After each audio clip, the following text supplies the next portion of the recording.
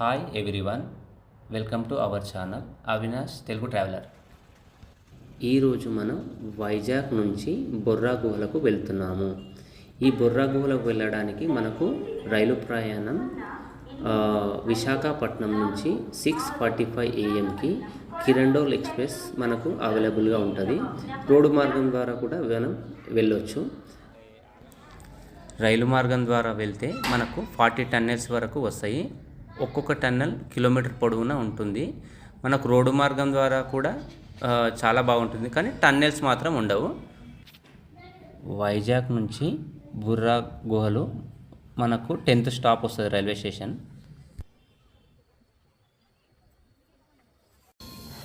పచ్చని పొలాలు, ఆ తాటి చెట్లు, వరి పొలాలు, సుందరమైన ప్రదేశాలు, గుట్టలు, కొండలు, వీటి గుండా మన రైలు ప్రయాణం చాలా అందంగా మనం ఎంత ఎంజాయ్ అంటే అంత ఎంజాయ్ చేయొచ్చు. ఆ విధంగా ఉంటుంది రైలు ప్రయాణం. మనకు మలుపులు తిరుగుతూ టన్నల్స్ లోపలికి వెళ్తూ, ఆ టన్నల్స్ నుండి పోయిన తర్వాత మనకు వచ్చే శబ్దాలు చాలా బాగుంటుంది. మనకు ఇక్కడ నుంచి వైజాగ్ నుంచి బొర్రాకు వెళ్ళడానికి 3 hours పడుతుంది. మనకు ఒక 10 స్టేషన్స్ ఉంటాయి. ఆ రైల్వే మార్గం గుండా వెళ్తుంటే అనుభూతి చాలా బాగా ఉంటుంది. ఆ టన్నెల్స్ గుండా వెళ్తున్నప్పుడు మనకు ఆ కేరింతలు, శబ్దాలు, ప్రకృతి ఎంత అంటే అనుభూతి, అది మనం వెళ్తే కానీ చెప్పలేం, అంత బాగుంటుంది. మన ఓన్ వెహికల్స్తో వెళ్తే కూడా రోడ్డు మార్గం ద్వారా చాలా బాగుంటుంది. ట్రైన్ ద్వారా వెళ్తే ఒక ఫీలింగ్ ఉంటుంది, వెహికల్ ద్వారా వెళ్తే ఒక ఫీలింగ్ ఉంటుంది.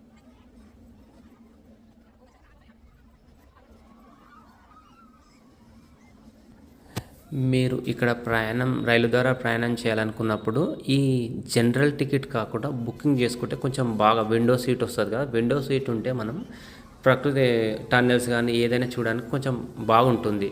మనం అక్కడ జనరల్లో తీసుకుంటే చాలా పబ్లిక్ ఉంటారు, కొంచెం మనం చూడడానికి ఇబ్బంది అవుతుంటుంది. మనకు లోపల సైడ్ సీటు కొంచెం కంఫర్టబుల్ ఉండదు. అందుకే మనం బుకింగ్ చేసుకుంటే చాలా కంఫర్టబుల్గా ఉంటుంది.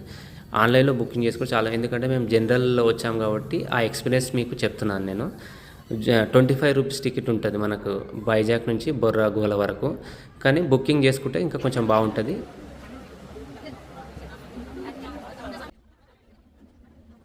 మనం ఇక్కడ వెళ్ళేటప్పుడు ఒక 10 స్టేషన్స్ వస్తాయి. 3 hours జర్నీ ఉంటుంది. మనకు జర్నీ చేస్తూ ఉంటే ఒక 1 hour తర్వాత మనకు 1.5 hour తర్వాత మనకు కరుసు, మలుపులు, టన్నెల్స్, దాని లోపల కొంచెం పోవడము, కింద లోతైన పర్వత ప్రాంతాలు. ఇప్పుడైతే వాటర్ ఫాల్స్ అయితే లేవు, రెయిన్ సీజన్లోనే వాటర్ ఫాల్స్ ఉంటాయి. వాతావరణం మాత్రం చాలా బాగుందండి. చాలా మనం చూసి ఏమంటారు ఆస్వాదిస్తే కానీ దాన్ని మనం చెప్పలేము, అంత బాగుంది. మనం ఇక్కడ బొర్రా గుహల నుంచి మళ్ళీ రిటర్న్ వైజాగ్ రావాలంటే మనకు 3:30కి మళ్ళీ సేమ్ ట్రైన్ కిరండోల్ ఎక్స్ప్రెస్ మనకు అక్కడ నుంచి అవైలబుల్ ఉంటుంది. మనం ట్రైన్లో కూర్చొని మళ్ళీ వైజాగ్ రిటర్న్ రావచ్చు. రోడ్డు మార్గం ద్వారా గిట్ట మనకు వెళ్ళవచ్చు. మేమైతే రైలు ప్రయాణం చేసింది టన్నెల్స్ ద్వారా, ఇలా పర్వతాల ద్వారా చేసిన మొట్టమొదటి రైలు ప్రయాణం అండి. చాలా బాగుందండి. ఇంకా ఏదైనా ఉంటే అది మీరు తెలియగలరు, కామెంట్లో మాకు పోస్ట్ చేయగలరు. దాని గిట్ట మనం వెళ్దాము, చూద్దాము.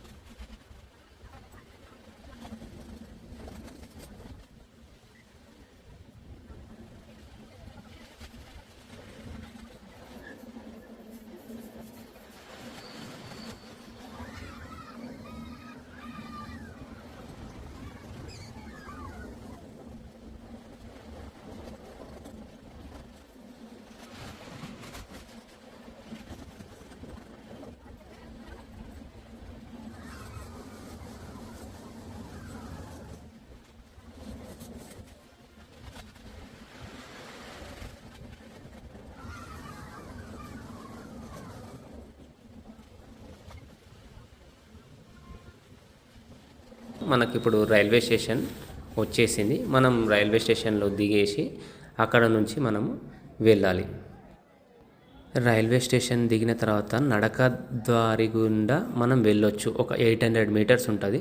కానీ ఇక్కడ మనకు ఆటో వాళ్ళు, టాక్సీస్ వాళ్ళు ఉంటారు కదా! వాళ్ళు మనకు 850 పర్ హెడ్ 5 ప్లేసెస్ చూపిస్తాము. Araku, Ananthagiri water falls, museum, Borragolu అని చెప్పి మనకు ఇక్కడ ఆటోలు అవైలబుల్‌గా ఉంటాయి. కానీ మనం నడక ద్వారా వెళ్ళొచ్చు. మీరు అనుకుంటే అక్కడ వాళ్ళకు 2500 ఇచ్చేసి మన 5 ప్లేసెస్ దించేస్తారు తిప్పి. కానీ మేమైతే నడక దారి గుండానే వెళ్ళామండి. ఎందుకంటే వా మనం ఎంజాయ్ చేసుకుంటూ వెళ్ళాలంటే మనం కొంచెం టైం తీసుకుంటూ వెళ్ళడమే బాగుంటుందనే ఉద్దేశంతోనే మేమైతే ఓన్లీ బొర్రా గుహలకు మాత్రమే వెళ్ళాము. అక్కడ ఒక కొబ్బరి బొండ తాగి అక్కడ నుంచి బుకింగ్ పాయింట్‌కి వెళ్ళామండి. ఇక్కడ బొంగు కట్టెలతోని చాలా వస్తువులు తయారు చేస్తారు. మన లగేజీని తీసుకొని లాకర్‌లో భద్రపరిచి అక్కడ నుంచి బుకింగ్ కౌంటర్‌కి వెళ్ళి టికెట్ తీసుకొని అడల్ట్ వచ్చేసి 80 రూపీస్, చిల్డ్రన్స్‌కు 60 రూపీస్.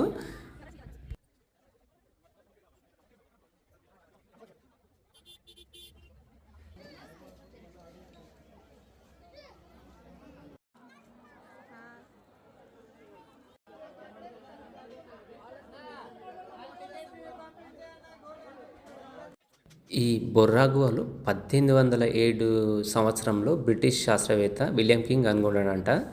యాక్చువల్ తెలుగులో మనకు బొర్ర అంటే రంధ్రం అని అర్థం. ఇవి సహజంగా ఏర్పడ్డాయంట. 10 లక్షల ఏళ్ల క్రితం ఏర్పడ్డాయంట ఇవి. వీటి హిస్టరీ ఇక్కడ తెలుసుకొని మనం ముంగల్ సాగాము. ఇక్కడ సున్నపు రాయి, కాల్షియం కార్బోనేట్ చర్యల వల్ల రాయి కరిగిపోతుందంట. కరిగిపోయి దాని నుంచి వాగులు, చిన్న వాగు ప్రవహించడం వల్ల ఈ గుహలు ఏర్పడతాయంట. ఎవరెవరు యాత్రికులు ఆ ఊహాశక్తిని బట్టి వీళ్ళకు రకరకాల పేర్లు సంబోధిస్తూ ఉంటారండి.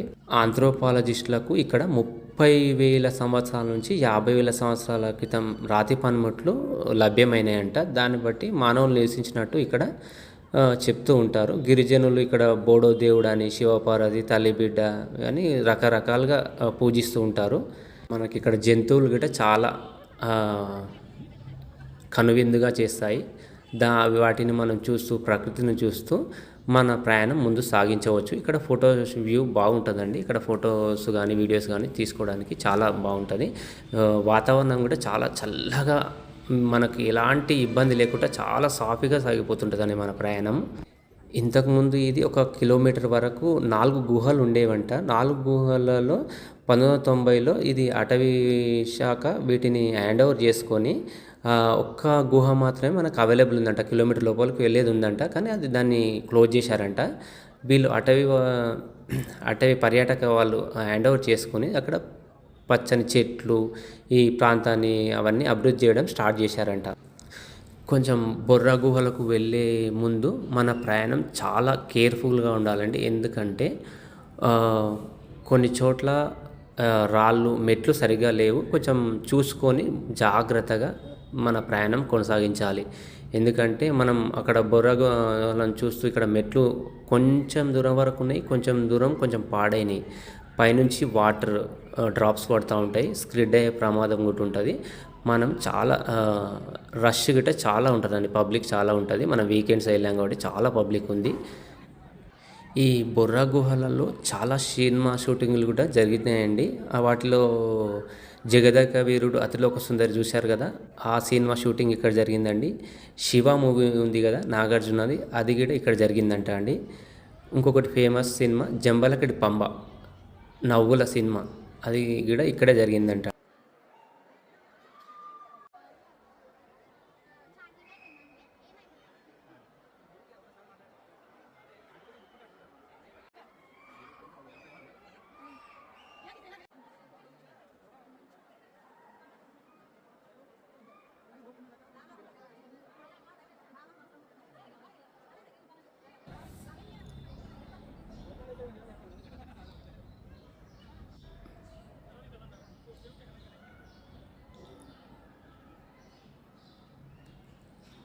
అక్కడక్కడ వాటర్ డ్రాప్స్ పడి తెల్లగా ఒక దిబ్బల్లాగా తయారయ్యాయండి.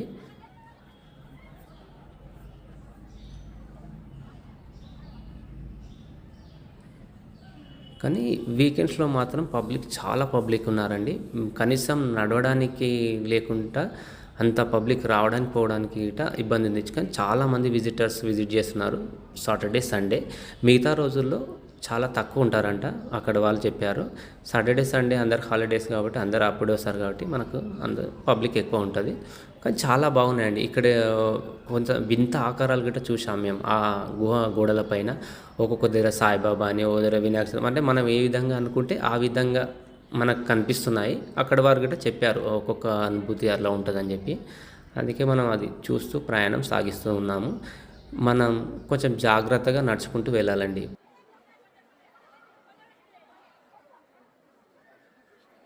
ఈ లైట్లు ఏర్పరచకముందు గైడ్స్ ఉంటారు కదా! గైడ్స్ వాళ్ళు కాగడాలు ఉంటాయి కదండీ మనకు. కాగడాలను పట్టుకొని టూరిస్టులను తీసుకొని వెళ్ళి వాటి ప్రత్యేకతలు వివరించి తీసుకొని వచ్చేటోళ్ళంట. ఇప్పుడైతే మనకైతే కరెంటు అవన్నీ లైట్లు అవన్నీ అవైలబుల్ ఉన్నాయి కాబట్టి మనకు వెలుతురు చాలా బాగుంది. పోయి రావడానికి ఎలాంటి ఇబ్బంది లేదు.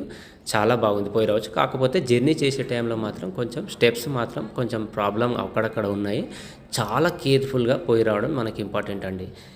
ఇక్కడ గోస్తా నది అనే చిన్న వాగు అంట. అది ప్రవహించి ఇక్కడ హీమోకార్బన్ కాల్షియం చర్యల వల్ల గుహలు కరిగి ఇట్లా గుహలు ఏర్పడాయంట, ఇంత పెద్ద గుహలు. ఇక్కడ వెళ్ళే దారి చాలా ఇరుకుగా ఉంది. కొంచెం చూసుకొని జాగ్రత్తగా ముందుకెళ్ళాలి మనం.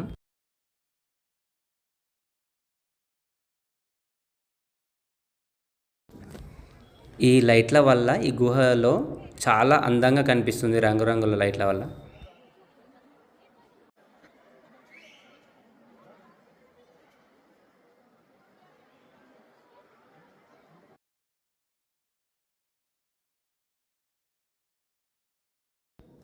ఇక్కడ వాటర్ డ్రాప్స్ పడడం వల్ల అక్కడ వైట్గా దిబ్బలేక ఫామ్ అయింది. ఒకసారి మనం చూడొచ్చు దాన్ని. ఇక్కడ నుంచి మనం వెళ్ళే దారిలో కొంచెం చూసుకొని వెళ్ళాలి. మెట్లు కొంచెం స్క్రిడ్ అవుతున్నాయి. ఇనుప రాడ్లు గిట్ట సైడ్లో కొంచెం కట్ అయి ఉన్నాయి, చూసుకొని వెళ్ళాలి.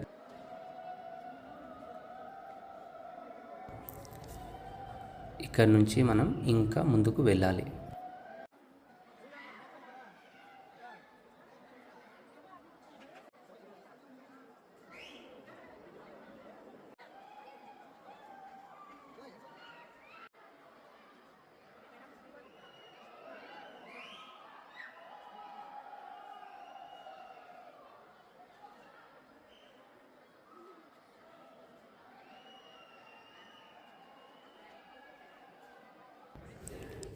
ఇక్కడ చూసారా, ఇక్కడ వింత వింత ఆకారాలు కనిపిస్తున్నాయి మనం చూస్తూ ఉంటే.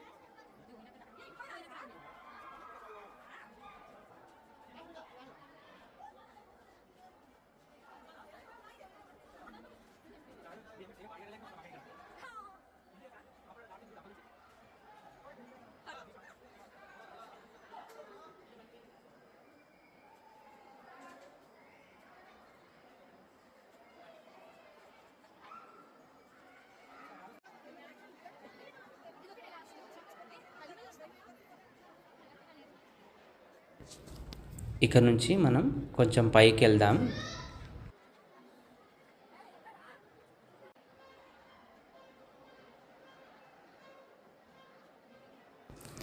కింద నుంచి పైకి రావడానికి ఇక్కడ వరకు బాగానే ఉంది. ఇక్కడ నుంచి మనం పైకి వెళ్ళడానికి చాలా ఇరుకైన దారి ఉంది. ఐరన్ మెట్లు కొంచెం చూసుకొని మనం దేవుని దర్శనానికి వెళ్ళాలి.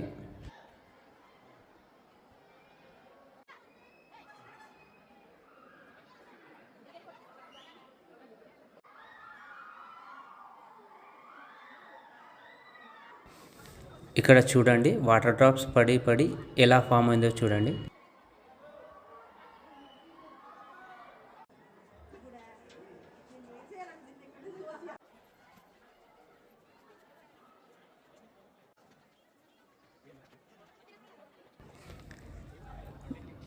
మనం గుహ లోపలికి వెళ్ళి అన్నీ చూసి వచ్చేసరికి 1.5 అవర్ నుంచి మ్యాక్సిమం 2 అవర్స్ పట్టిందండి. ఇప్పుడు మనం పైకి వెళ్దాం.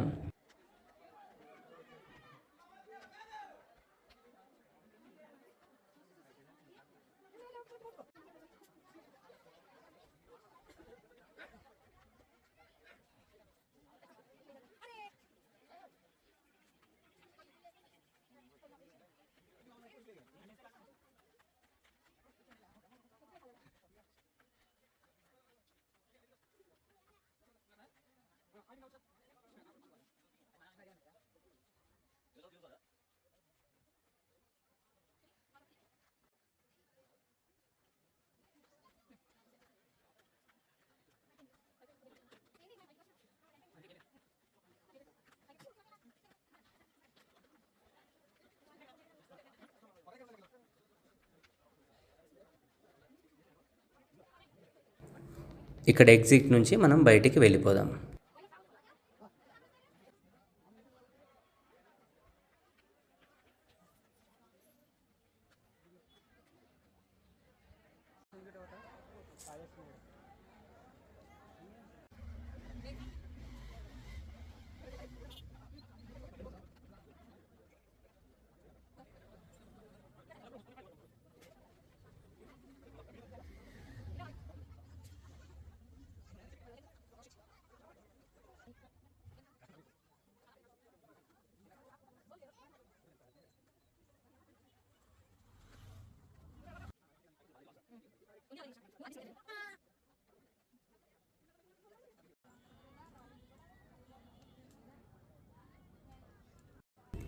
ఇక్కడ బ్యాంబూ చికెన్ చాలా ఫేమస్.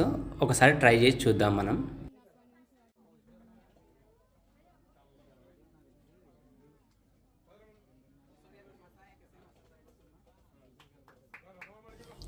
బ్యాంబూ చికెన్ టేస్ట్ మాత్రం చాలా బాగుందండి.